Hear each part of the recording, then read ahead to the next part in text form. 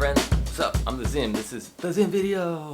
Thanks a lot for joining again. This is a quick little commentary on a news that just broke today. Lyft has suspended services in California. Just a reminder, I was a rideshare driver from 2017 to early 2020. I did over 14,000 rides for both Lyft and Uber, mostly on Lyft. I woke up this morning and got an email from Lyft saying that services are suspended, so I felt like I just wanted to give a quick little commentary for any of you that have been following this channel because of my rideshare shows and my rideshare journey, or just, you know, maybe it'll help get more views from somebody else to come check out what the Zim video is all about. So let's talk about it real quick. First of all, for me, the bottom line of it, I'm not going to get into too many details. In California, I'll do a quick overview of what I know. In California, this kind of law was passed called Assembly Bill 5, which has to do with like gig workers, both for app-based, but also both for like musicians and other types of gig-based work. I don't know the full definition of how it works, but the rideshare companies fell within this kind of law, this new law, and they had to change the relationship of how they considered the people that did their service employees or not, because the bottom line of the law, one of the main factors of the law was if the service you're providing and the people doing it is in direct relationship to each other, such as with the rideshare companies, we have to drive our cars to make the job function. So it meant that they had to consider us employees differently than they were. We couldn't be considered as contractors, independent contractors, because the way I understand it is to be labeled as an independent contractor would be something that's outside the realm of making the job function, making the business actually function. Like they needed, I don't know, design for a logo. I don't know, something external. But since all of us drivers are doing what is required to make Lyft and Uber actually function, we fell under the protocol of this law. They had to reconsider how they defined us as employees. So it's been a back and forth for a while. It came to a head today, essentially, when they were required to define us as employees, because Lyft in this case hasn't fulfilled the requirements that the state would expect people driving for the service to do. They've suspended the service. There's no longer, you can no longer get a Lyft ride, but drivers can no longer drive. Obviously, there's both ends of the spectrum are happening at the moment. I imagine shortly Uber will be making an announcement. Probably by the time I edit this and put it up,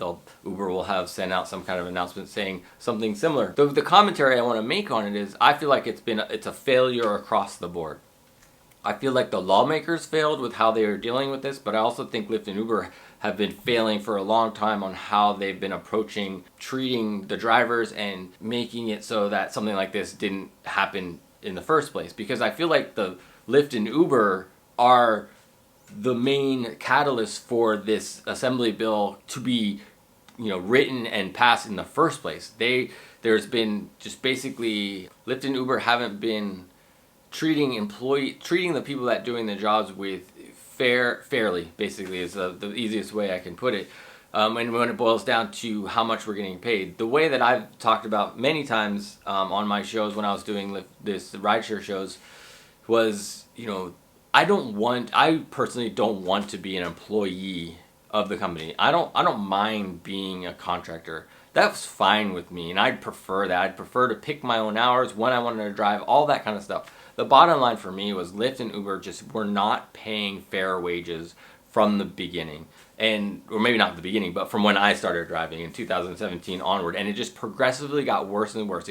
They required more of you to do the job, and you got paid less and less as time went on. I did things like the express drive and the rental programs, which were just like a extreme racket. There's not, the two companies, they didn't treat their employees fairly, because it was too hard on your body, on your mind, on your equipment for the compensation you were getting in a long-term way of approaching the job. Anybody, and I did the job full-time, and anybody doing the job full-time can attest that it takes a huge wear and tear on your body, mind, and your equipment and your car, and to be able to afford like everything else, health insurance, everything you need to do to survive as a human being in California.